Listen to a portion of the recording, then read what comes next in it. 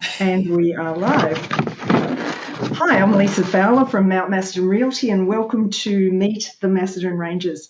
Tonight I have two young ladies who are venturing out into a new business that celebrates the pioneers that designed, built and maintained some of the magnificent gardens we have here on Mount Macedon.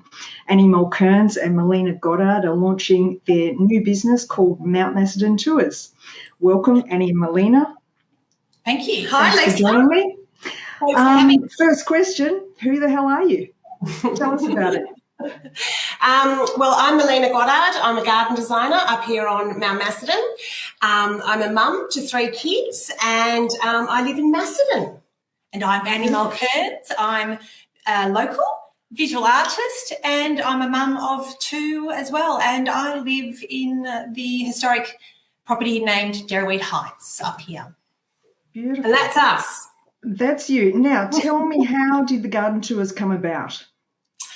Well, Annie and I were working together on Annie's beautiful garden up at Derryweed Heights, and which was heaps of fun. And we were working in the garden. We started talking about the history of these beautiful gardens, especially Annie's being a historical garden. And we started exploring, didn't we, Annie? We went for drives. Yeah.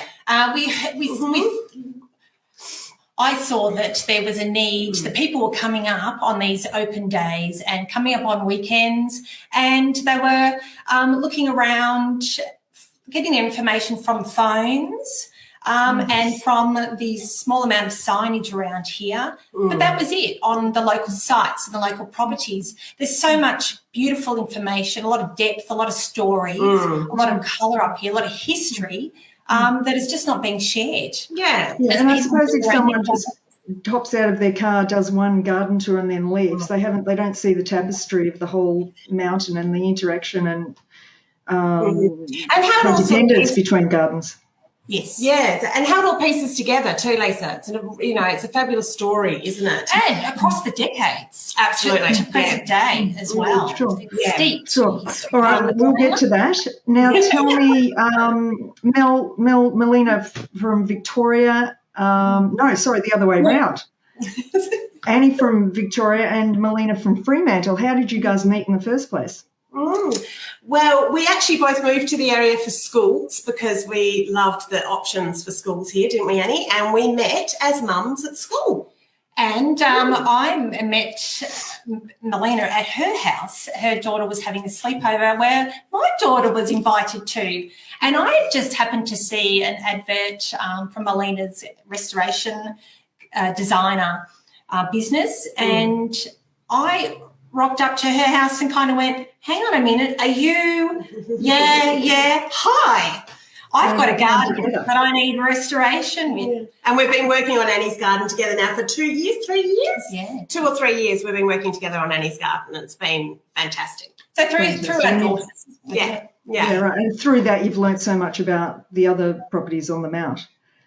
Absolutely. I have learnt heaps, and it sort of, opened this idea of these gardens and what's going on with these gardens, where they're at now, in 2021 compared to where they were at years and years ago. It's been really amazing journey to learn about them. Yeah. Okay. And it's nice tell us about some of the treasures that we're going to learn about on your tours. Oh, do you want to start, Annie? Well, there's lots.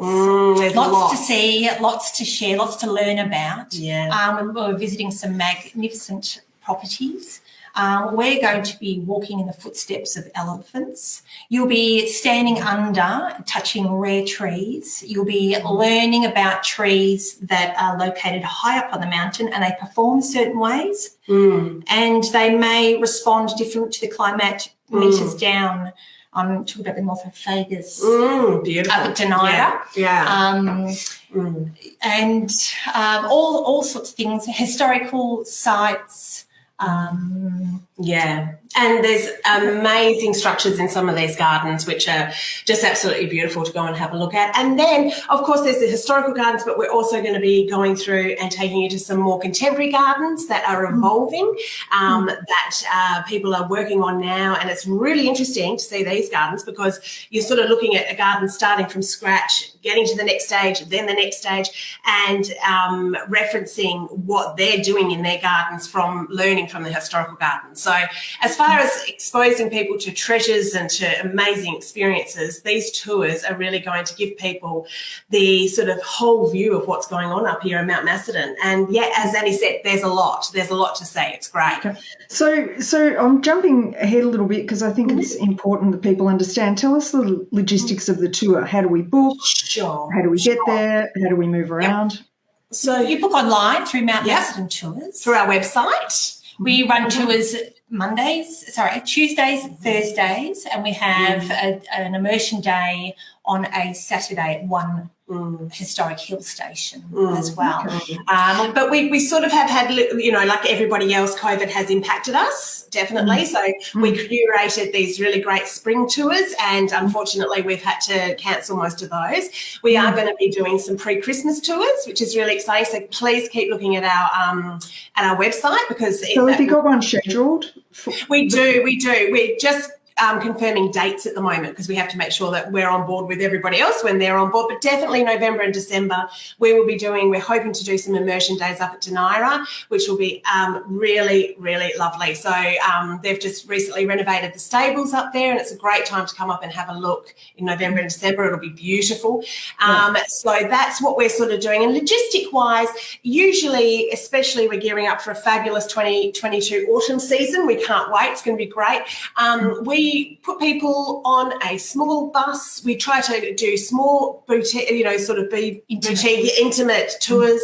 We pick everybody up from Macedon train station. We take them around. We drop them back down at Macedon train station, and the tours will vary depending on the seasons. We also lunch at a winery and at a local cafe as well. So, and each day, Tuesdays are generally for the lower gradient slopes, whereas Thursday tours will be a little bit more uphill, down dale. So you're actually catering for different abilities. Absolutely. So you can go onto the website and you can have a look, and it will give you a good write-up of what we're doing on the tours, and you can have a look and think, is that my fitness level? Do you think would I be all right? And we're always available to take questions about that. But we have definitely curated a couple of tours for different abilities. Okay. All right, so we'll go back a bit. Melina, you were involved in the wine tour industry in Margaret River. Tell us a little bit about that. Well, it's a while ago now. Pre-kids, I worked in Margaret River, and I started touring people around in my little car, and that then turned into a bit more of a bigger touring situation, and it was just wonderful, and I loved it. And I was very lucky to be in Margaret River right when it was taking off. And I kind of have a similar feeling here. It's kind of this really gorgeous feeling of like it's just starting to come to people's attention. I know it always has been in people's radar, but the idea of actually being able to really let people come and visit and really explore, that's sort of a similar feeling I had back then. And so I've been touring people around for a long time. Yeah, terrific. And what about you, Annie? The touring experience. I used to tour as a teenager. Friends and visitors that would come to our family home. We lived in a Victorian Italianate, quite a large, grand home. And, of course, I loved showing everyone through the house and the garden. And now I find myself doing it at Derry Heights when people come along, tradies, visitors, people dropping off. They want to see this place. So so I'm quite seasoned. That's how I'm rolling at the moment. I love it. Love sharing. Yeah, you're obviously, and both of you, extremely passionate about your product, so to speak. So that makes it easy because you want to share it. Yeah, this is like, and we like a chat, so they like a chat. Stuff. We love it. We grew up in beautiful family homes and gardens. Yeah, so they mean a lot to us, don't they? We've been influenced by the gardeners in our families, and it's come through in our older age. Yeah, right. And I do feel we're living in an era where people are genuinely interested in the history and how the evolution of things. I mean, I think 80s, 90s, everyone was too busy forging ahead. But now people are sort of trying to immerse themselves in the heritage. Absolutely. And lockdown has taught us all to take a slower pace. Yeah, right. Yeah. I think stepping out of it, it'll be lovely to come, 40 minutes up the freeway. It's not far. And really just come, relax, debrief, open up the mind and the lungs and have a good laugh. Have a good lesson here and there on little things, large things, social things, historic things.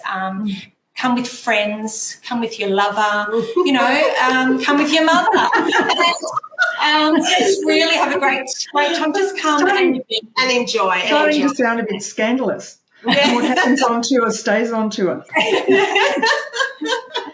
So I suppose next question was, what are you hoping that your clients will take away from the day?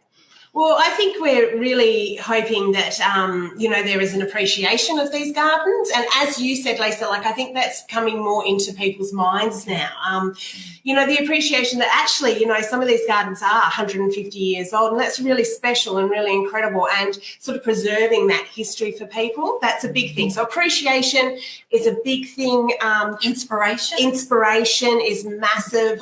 But also, we have evolving gardens that we want to take people to and see that, gardens that are just starting out or may have been going now for 10 years instead of 150 years, and the processes that they can see, how gardens created, the design, how they implement that, all the sort of maintenance side. It's really interesting, and you can take that home with them. They can take that home. But also, I think a big thing that we'd like people to know about when they come up here is remembrance of the gardeners who started these gardens. I think they're... Yeah, right. So let's talk about that. Yeah, well, we kind of think the unsung heroes, really, of Mount Macedon. Yeah, they're the ones who toiled every day and created these incredible hill stations. And basically, the hill stations up here on Mount Macedon were sort of, the idea was England, sort of founded these beautiful hill stations in India, or the English, founded these beautiful hill stations in India. And this was a similar concept. It was escaping the summer heat. It was going to a place that was really quite a wealthy businessman cohort of people.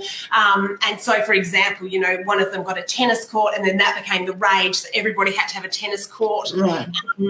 And so there's this kind of movement that happened in the late 1880s, isn't it? That they came up from Melbourne, they settled up here, they made these fantastic hill stations, but really the people who actually made the hill stations are the gardeners. The gardeners, and they're the ones who did it. So we're going to try and highlight a lot of that history as well, and some of the facts. There was one gardener that walked 3 miles every day to this beautiful property called Penola for 40 years to do his garden.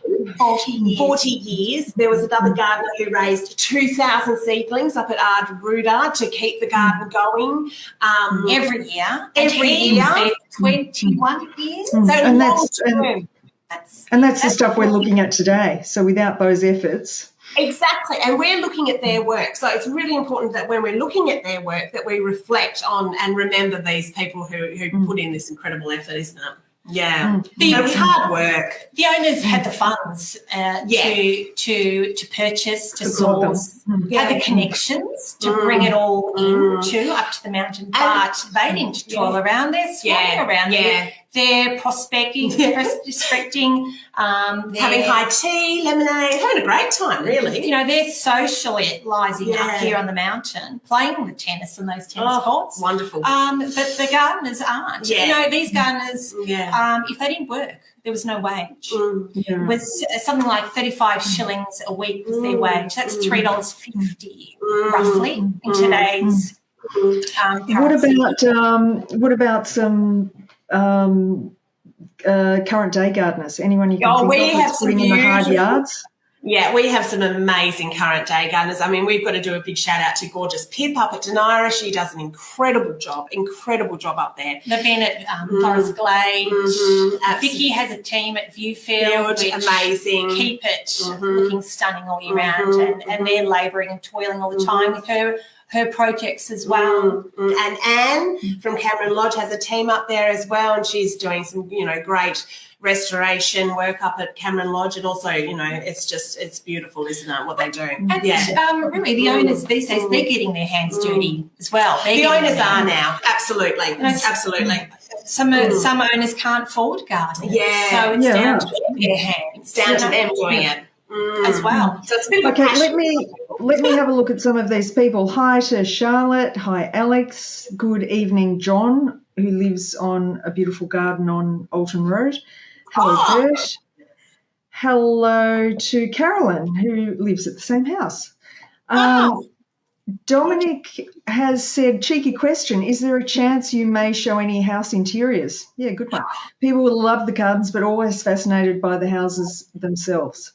Yes, absolutely. Yeah, we're certainly in the future. That. And we've been in talks with a few people about that, and we're hoping for next autumn to be able to do that. Absolutely, because the houses inside also reflect outside. You've only got to walk through properties and look out the windows, and there are these stunning frames of the gardens. There's a beautiful connection from inside and out, and the historic houses as well have fabulous history. And quite often the garden is a response to the house, to the architecture, to the style of architecture of the house. So the garden it's all really in one keeping. So we definitely want to be able to do house tours, and we're just got to fine tune that a bit more. But we will definitely do that. And there's other things on Mount Macedon too. It's not just the gardens. We have some beautiful wineries here. We have some fabulous cafes and nurseries, and we also have some beautiful natural parks and sites that we want to visit as well. So it's not only gardens. There's going to be a whole sort of mix of stuff coming up. Okay. David Lilly, favourite garden? Oh, it's a tough one. It's a tough one. I love them all. It's a tough one. It's a tough one. I'm a little bit biased. I like mine. But I think it's top of my head. There are quite a few. Maybe top five. Top five. Okay, Cameron Lodge, absolutely stunning. Karori. Yeah, Karori's beautiful. Oh, well, the house, Karori House as well. Oh, amazing. Ard Hillier on the other side of the mountain, on the northern side of the mountain, to me is just divine. Viewfield is very inspiring. Very inspiring, very, very beautiful. And the Green Forest Glade, absolutely amazing, isn't it? It's just stunning. Yeah. There's a lot. Yeah, and that's right. Too many to mention, and all beautiful in their very own individual way. They are in their own ways. David Lilly, still he's saying, what can we expect for lunch? Do you cater for special needs? Absolutely, we sure do. Yes, so at the moment we're looking at taking everyone to the Trading Post for lunch on one day and to Mount Macedon Winery for lunch on another day. We'll probably end up going to Mount Toowong at some point as well next autumn, and we absolutely cater to people's needs. Yeah, yes, so sure do. We send out a lot of information prior to the tour, and we get some information back from the people that are going to be on the tour, so that we can make sure that everyone's really comfortable and has what they need. So there'll be correspondence once you book. Yeah, there'll be correspondence from us, and we get down to the personal questionnaires for everyone to fill in. Yeah. All right. Shout out to Adam. Hey, Adam. Look after yourself. Rachel, hello, Rachel. Julian Goddard said book us in. There you go. You got a couple of fantastic. And John, I think the house tours is an awesome idea. Absolutely. Yeah, we do too. We have to be respectful of the property owner's wishes. There will be some, as much as we'd love to get in there, they won't allow us, and that's. But I suppose there could be certain rooms or aspects of the home. Exactly. They will be talking about that on tour as well. Yeah. So it will be, if we can't get inside, it will be certainly from an outside. Yeah. And we're super passionate about the houses, super passionate.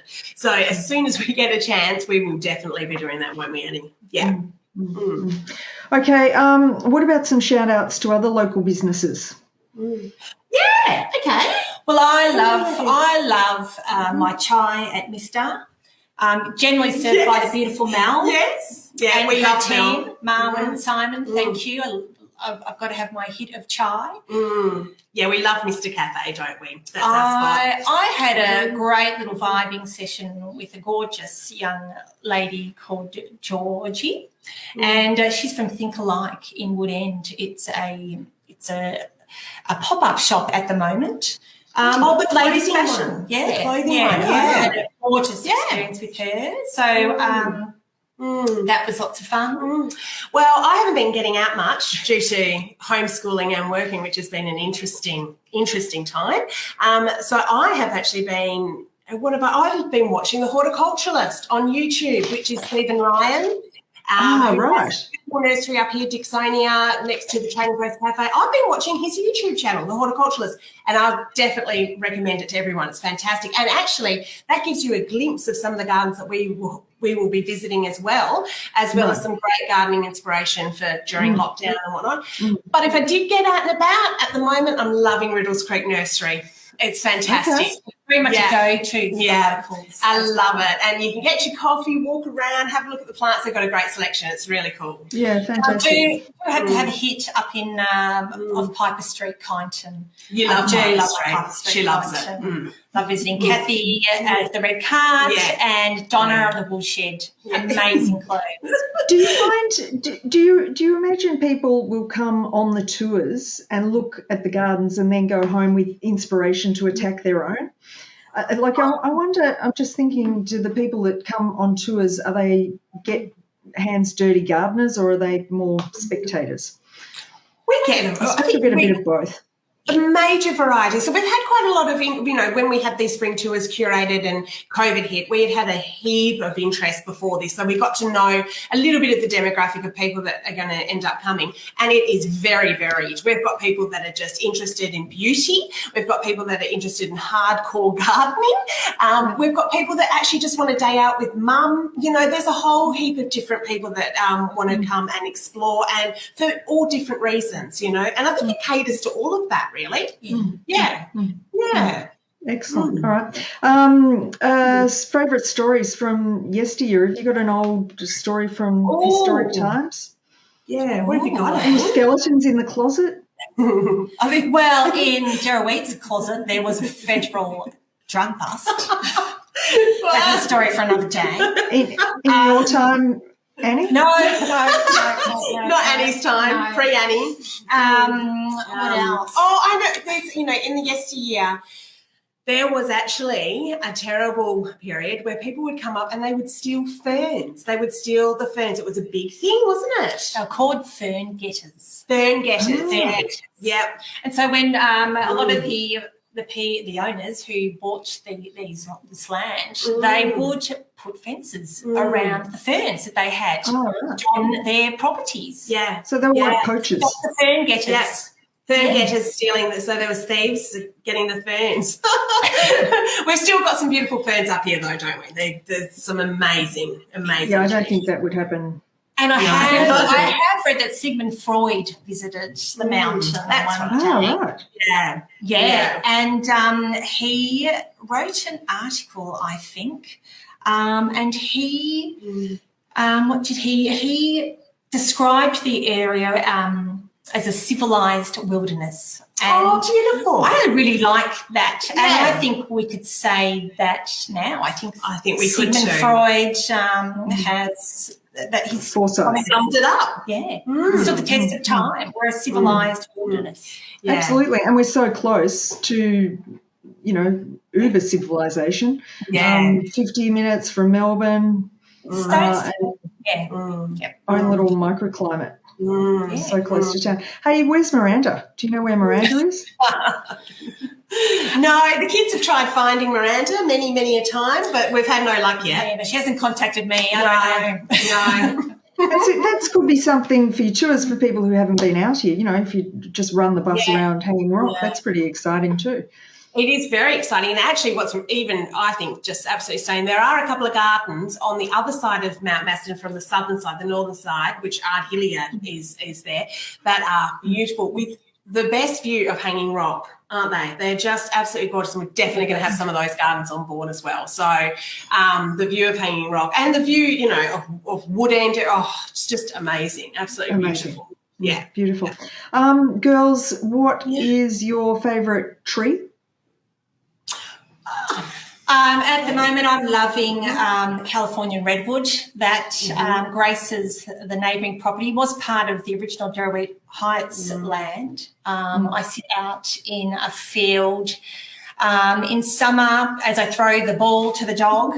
I look up and look at this beautiful sunset-kissed sequoia. Derry Heights is 1873 property, so it's one of the first plantings there, and this gorgeous thing. And when it blows in the wind, she just does this stunning little dance.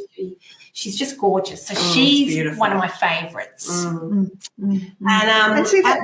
Yeah, no, you keep going, Lacey. No, I was just going to say, I mean, things like that are special, you know, just to drive past those things and for you guys to be able to talk emotionally and poetically about some of those really spectacular examples of amazing trips. Like, for example, we're going to be doing a walking tour going down one of the roads from the top of the mountain, coming down to the pub and having lunch at the pub. That's going to be one of our tours coming up in autumn.